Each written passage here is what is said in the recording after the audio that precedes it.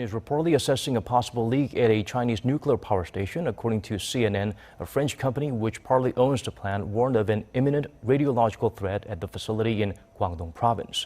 Chinese safety authorities have reportedly raised the acceptable limits for radiation detection to avoid shutdown.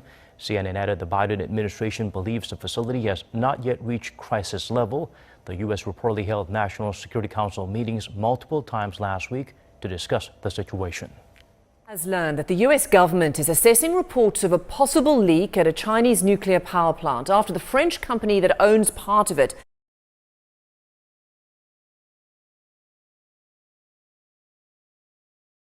and operates it warned of a, quote, imminent radiological threat. Now, at the center of concern is the Taishan nuclear power plant located in Guangdong province in southern China, which is home to more than 126 million people. CNN has reached out to the Chinese authorities in Beijing and Guangdong province and the Chinese embassy in Washington. None have responded. Though this weekend, of course, is a national holiday in China, as Ivan Watson mentioned a little bit earlier. Now, while a source tells CNN the Biden administration believes the facility is not yet at a, quote, crisis level. If that's what I'm supposed to do, Nance, whatever you want me to do. The U.S. has been in contact with Chinese and French governments, and multiple U.S. government agencies are also, we understand, monitoring this situation. Well, Stephen Jiang joins me now live from Beijing. Stephen, hi. What more can you tell us about what this potentially concerning situation involves? Robin, we have learned, CNN has learned all this information from U.S. officials in Washington. And one of the more serious allegations we have learned is the Chinese Safety Authority has been raising the acceptable limits of radiation for the area surrounding this nuclear power plant, one of the country's largest and most advanced, so to avoid having to shut it down.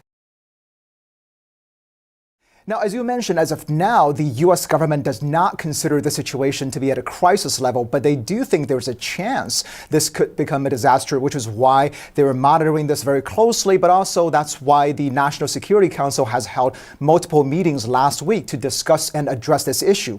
Now, the U.S. government actually became involved in this issue because of that French company, Framatome, told U.S. Department of Energy officials late last month about a potential issue at this facility. And they followed up with a memo on June 3rd, formally requesting a U.S. government waiver so that they could share American technical assistance with their Chinese partners at the facility to address this issue, which turned out to be leaking fission gas.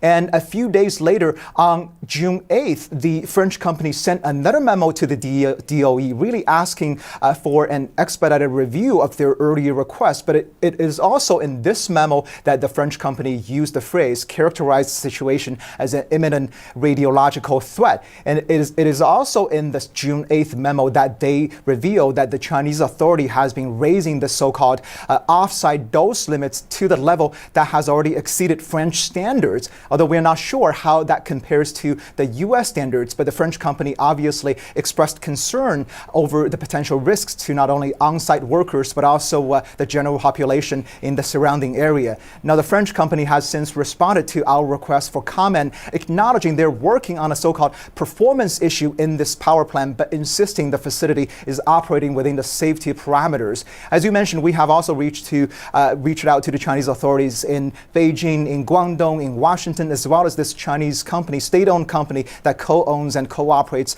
this facility. None have responded. But obviously, this latest episode is undoubtedly adding another layer of complication to this already very complex and contentious relationship between Beijing and Washington, especially if this leak, the situation is not fixed anytime soon. Robin.